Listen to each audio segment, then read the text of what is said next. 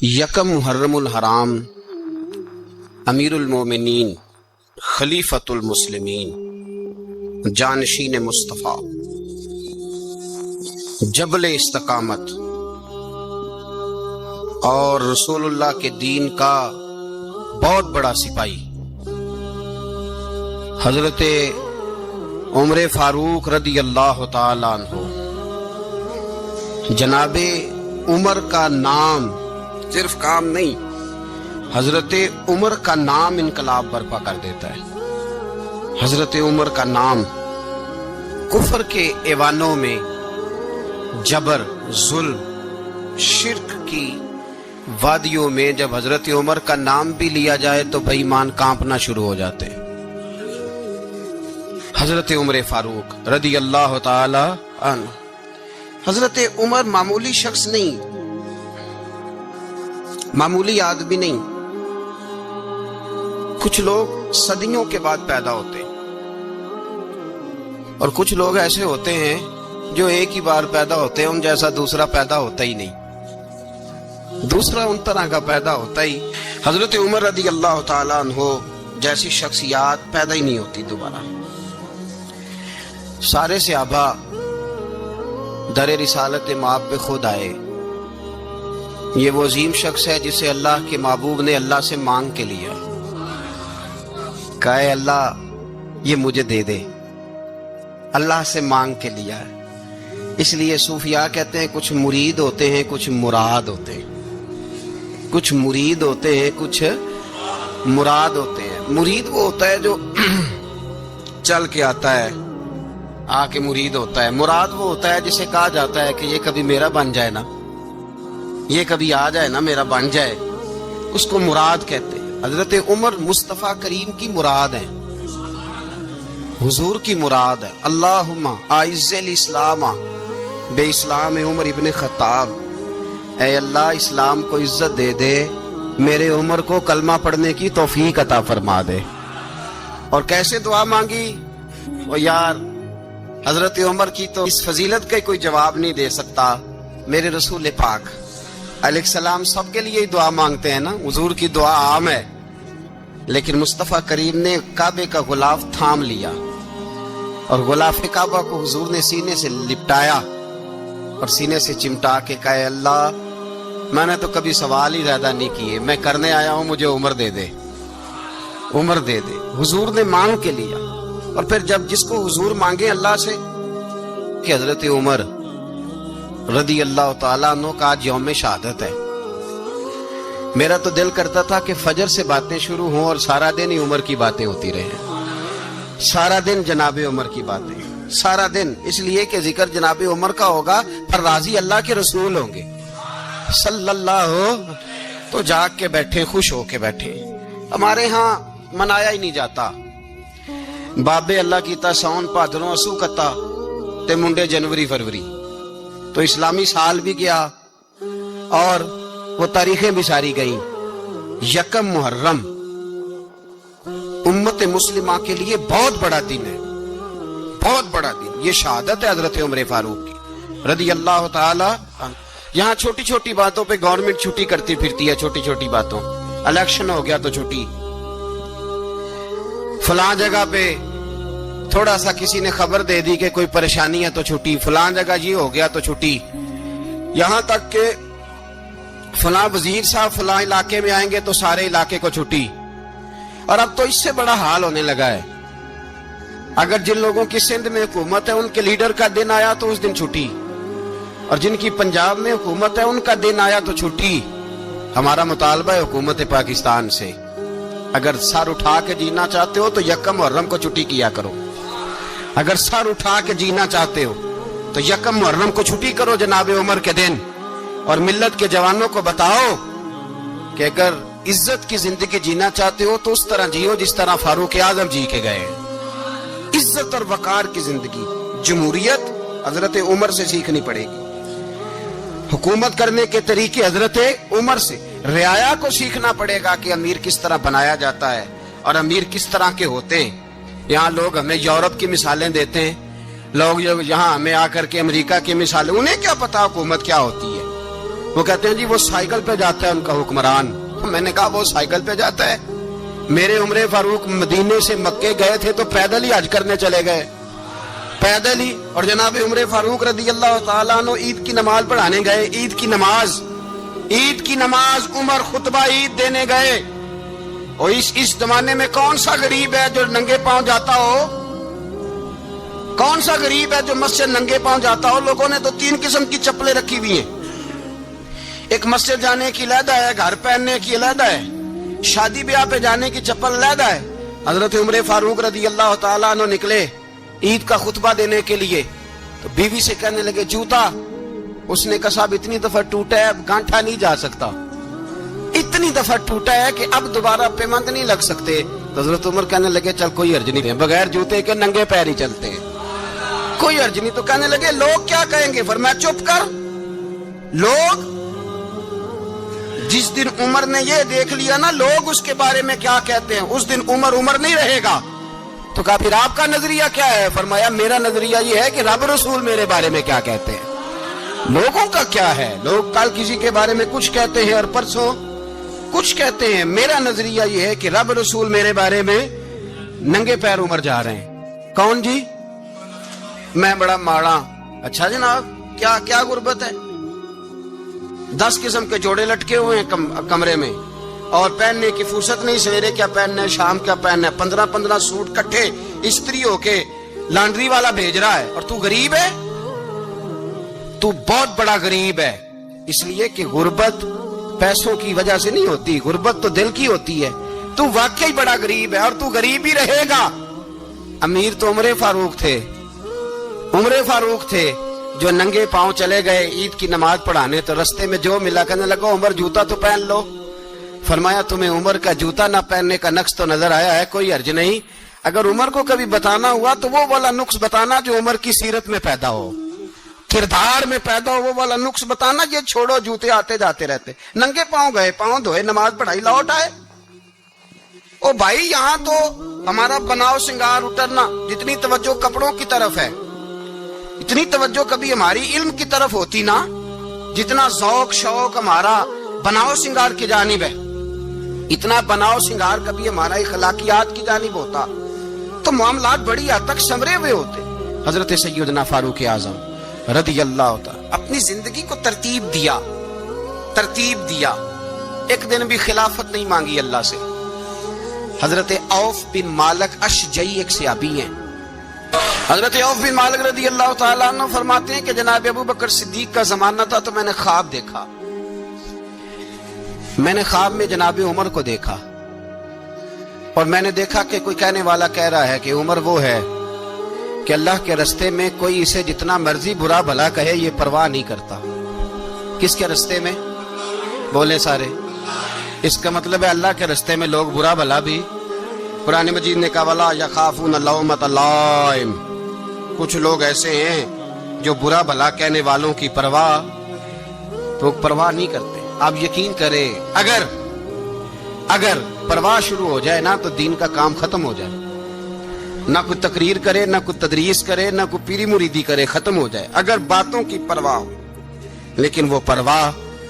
حضرت عوف بن مالک اشجعی کہتے ہیں میں نے خواب میں دیکھا کہ عمر وہ ہے جو کسی کی پرواہ, اور دوسری بات میں نے یہ دیکھی کہ عمر خلیفہ بنے گا, اور تیسری بات میں نے خواب میں یہ دیکھی کہ عمر شہید بھی کیا جائے گا, عمر شہید بھی ہوگا. یہ میں نے 3 باتیں خواب میں دیکھی. فرماتے ہیں میں نے آ کے خواب حضرت ابو بکر صدیق کو سنائی, وہ خلیفہ تھے. وہ کہنے لگے ٹھہر جاؤ میں عمر کو بلاتا ہوں, اس کے سامنے دوبارہ سنانا, اس کے سامنے. فرماتے ہیں میں نے بلایا حضرت عمر فاروق کو, آ کے بیٹھے. خواب شروع ہوا. کا ایک بات تو میں نے یہ دیکھی کہ آپ ملامت کرنے والے کی پرواہ نہیں کرتے. دوسرا آپ خلیفہ بنے گے. جناب عمر کہنے لگے چپ کر, ابو بکر کے سامنے ہی کہہ رہا ہے, چپ کر, خلیفہ کے سامنے ہی کہہ رہا ہے. تو ابو بکر صدیق کہنے لگے عمر اسے کہنے دو, مجھے لگتا ہے رب کی رضا یہی ہے کہ میرے بعد اگر مصطفیٰ کا منبر ملے تو عمر کو ملے, اسے کہنے دو. یار یہاں تو لوگ ڈینگے مارتے ہیں, یہاں تو لوگ دعوے کرتے ہیں میرے سامنے فلانے کو بھی بٹھاؤ, فلانے کو بھی بٹھاؤ, اس کو کیا پتا, اس کو کیا پتا. یہ تو بڑکے مارنے کا دور ہے. حضرت عمر رضی اللہ تعالیٰ عنہ کو تیسری بات کہی. حضرت عوف بن مالک نے کہا اب شہید کیے جائیں گے, میں نے خواب دیکھی ہے. نیک لوگوں کے خواب بڑی حد تک سچے ہوتے ہیں. کہا میں نے خواب دیکھی ہے. تو حضرت عمر کہنے لگے شہید تو دلیر لوگ ہوتے ہیں, شہید تو دلیر, جسے سارا زمانہ دلیر کہہ رہا ہے وہ اپنے بارے میں کیا کہہ رہا ہے؟ کہتے ہیں شہید تو دلیر, میں تو کاہل سا آدمی ہوں, سست آدمی ہوں, میں تو اتنا کام ہی نہیں کرتا. تو یہ خواب تو نے جو ٹھیک ہے دیکھا ہے نا, پھر سے دیکھنا. تو ابو بکر صدیق فرمانے لگے عاجزی نہ کر, انکساری نہ کر, تو جو کہہ رہا ہے ٹھیک کہہ رہا ہے, لیکن مجھے سن کے شکر بھی ہوا ہے اور افسوس بھی ہوا ہے.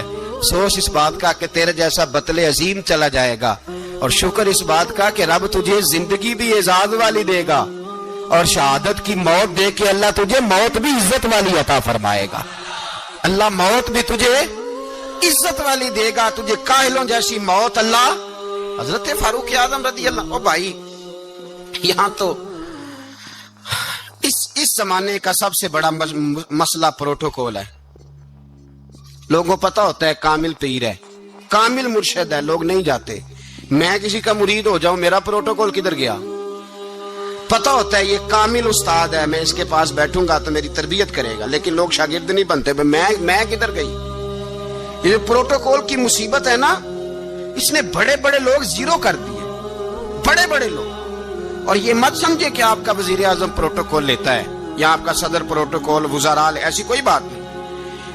ہم چھوٹے طبقے سے لے کر بڑے سارے پروٹوکول کے قائل ہیں. ہمارا تو داماد بھی کہتا ہے کہ مجھے پوچھا نہیں میں تمہارے گھر کیوں آؤں. ہمارا تو بھائی ہر شخص اعلان کرتا ہے پروٹوکول کا, فلانے نے عزت نہیں دی تو واپس آ جاؤ, فلانے نے سلوٹ نہیں کیا تو واپس آ جاؤ. لوگ جہاں سلوٹ کرنا چاہیے وہاں بھی سلوٹ کرانے کے قائل ہیں. پر حضرت عمر رضی اللہ تعالی, حضرت عمر کی سادگی اور پھر جناب عمر کی عاجزی, جب انسان اپنے اوپر سوار کر لیتا ہے نا, سوار کر لیتا ہے, میں بدکار پرانا خادم, کسے در ملی نی ٹوئی, تے واسف یار نے نظر جو کی تھی تے واسف ہی. میں اکثر سوچتا ہوں حضور نے جہاں بھی کہا نا, فرمایا میرے بعد نبی ہوتے تو خطاب کے بیٹے عمر ہوتے. حضور نے فرمایا عمر جس رستے سے جاتا ہے شیطان وہ رستہ بدل جاتا ہے. نبی پاک صلی اللہ علیہ وسلم نے فرمایا میرا عمر وہ ہے کہ اس کی زبان پر حق جاری ہے. حضور علیہ السلام نے فرمایا 950 سال حضرت جبریل میرے عمر کی شان بیان کریں تو ان کی عظمت ختم نہیں ہوتی. 950 سال جبریل عظمت بیان کرے تو ختم نہیں ہوتی. یہ بات ہے حضرت عمر کی. اور فرمایا عمر ابو بکر کی نیکیوں میں سے ایک نیکی ہے. یہ شان ہے اب عمر فاروق رضی اللہ تعالیٰ عنہ کی. حضور نے فرمایا میرے بعد نبی ہوتے تو عمر ہوتے, جس گلی سے عمر آئے شیطان رستہ بدل جائے. میرے عمر فاروق کی شان 950 سال بیان ہو تو ختم نہ ہو. عمر کی زبان پر اللہ حق بیان کرتا ہے, جو عمر کہتا ہے وہی رب کر دیتا ہے. حضور ساری زندگی فضیلتیں بیان کرتے رہے, عمر جواب میں کیا کہتے ہیں؟ کوئی بتائے نا کہ یہ والی حدیثیں کبھی عمر نے بھی روایت کی ہوں کہ حضور نے میرے بارے میں یہ کہا ہے. یہ روایتیں وہ روایت نہیں کرتے. ان سے جب لوگ کہتے عمر تیری بڑی بات ہے تو عمر رو پڑتے, کہتے میں تو اونٹ چرانے والے باپ کا بیٹا ہوں, میں تو اونٹ چرانے والے باپ کا بیٹا, اونٹ چرا. اس سے آگے عمر گئے ہی نہیں ساری زندگی, اس سے آگے لفظ ہی نہیں ادا کی. اور میں تو بھائی اونٹ چرانے والا, میرا باپ تو اونٹ چرایا کرتا تھا, 10 اونٹ تھے, میری ڈیوٹی ہوتی تھی, سنبھالے نہیں جاتے تھے, ابا ڈنڈوں سے مارتا تھا. ساری زندگی عمر حج کرنے گئے, ایک خشک تنا کھجور کا عمر فاروق رضی اللہ تعالیٰ عنہ نے اس کو اپنے کلاوے میں لیا, رونے لگے. لوگوں نے کہا عمر کیا ہوا؟ فرمانے لگے یہاں میں اونٹ چرایا کرتا تھا, یہاں میں اونٹ چراتا تھا, 10 اونٹ سنبھالے نہیں جاتے تھے. دیکھو رسول اللہ کی شان, آج ساری امت چلانے کا طریقہ عطا فرما دیا ہے. ساری نظریے سے پیار. یار پیسہ کس کو برا لگتا ہے؟ آپ جس آدمی کی 50 کروڑ کی پراپرٹی ہے اس کو پوچھیں سب سے غریب, آپ کو وہی نظر آئے گا. وہ کہے گا میں ٹائٹ ہوں, حالات بڑے. میں کئی باری پوچھے انہوں نے, میں کہتا ترجمہ بھی 10 چھڑو کی, ہمیں تو سمجھ نہیں آتی. اور ٹائٹ حالات کون سے ہوتے ہیں جی؟ جس آدمی کا کروڑوں میں کاروبار ہے نا, उसको आप छेड़े वो रोने लग जाएगा, रोने। तो कई मैंने ऐसे देखे हैं, किराए का मकान है, उनसे पूछे साहब क्या हाल है, तो कहते हैं जितनी अल्लाह ने शान वाली जिंदगी हमें अता किया किसी को नहीं दी हुई। इसका मतलब है खुशी भी यही है और गम भी यही, अंदर से खुशी है, अंदर से ही। तूने अगर राजी रहना है तो इधर से रहना है, नाराज रहना है तो बस अपने आप को खुश रखेगा तो हो जाएगा। सारे सहाबा मिल के आए, कहने लगे उमर फारूक से कहना है नबी पाक के जमाने में तो जाहिरन गुर्बत थी, अबू बकर के दौर में भी गुर्बत थी, अब तो बड़ा माल है। उमर से सिफारिश करो कि उमर नया कुर्ता पहना करे। मुल्कों के सफीर आते, उमर वही फटी पुरानी चादर ओढ़ के और वही कई जगह पे पेबंद लगे सूट पहन के सफीरों के सामने बैठ जाता है। उमर को मशवरा दो, तय हो गई बात। सब ने जब मशवरा दे लिया तो सारे कहने लगे ये बताओ शेर की मूंछ को हाथ कौन लगाएगा, कहना किसने है, बंदा भी तो ढूंढो ना। ने कहा जनाब मेरा ये ख्याल है कि मौला अली शेर खुदा कहेंगे, क्योंकि जिस शख्स की उम्र को सबसे ज्यादा हया करते देखा वो शेर खुदा मौला अली है, रदी अल्लाह ताला अली कहेंगे। इसलिए कि जनाब अली तो कई दफा जब गुफ्तगू करते थे तो हजरत उमर चुप कर जाते थे और फरमाते थे अली ना होता तो मैं हलाक हो जाता। तो कहा अली से कहो। जनाब अली शेर खुदा को बुलाया, किस काम के लिए जी? अल्लाह अकबर। ये जरा आपने इस दौर पे इस बात को जरा लगा जनाब उनसे कहें कि ज्यादा नहीं, एक कुर्ता नया पहन ले, सफीर आते हैं वजीर आते हैं तो एक कुर्ता नया पहन ले। हजरत अली को बुलाया, फरमाने लगे कोई और बात होती तो मैं कह देता, ये वाली मैं नहीं कह सकता।